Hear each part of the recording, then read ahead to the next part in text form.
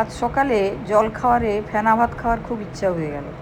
বাড়িতে একটু সাদা ধবধবে চালও ছিল, তাই বসালাম।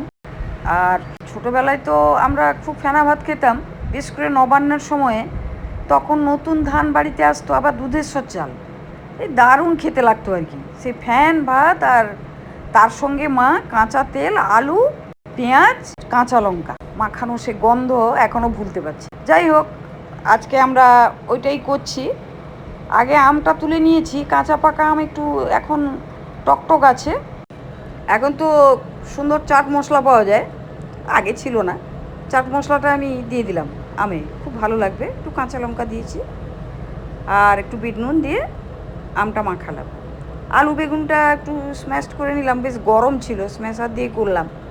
এবার কাঁচা তেল মায়ের মতো, পেঁয়াজ, কাঁচা লঙ্কা, একটু নুন বেশ করে দিয়ে দিলাম। এবার ডিম সেদ্ধতেও কাঁচা পেঁয়াজ দেবো। জলখাবারে কিন্তু কাঁচা পেঁয়াজ মানায় ভালো। আবার ভাতের সঙ্গে পেঁয়াজটা ভেজে, শুকনো লঙ্কা ভেজে মাখালে ভাতের সঙ্গে আবার আলাদা যায়। এইবার ভাতটা দিয়ে দিচ্ছি।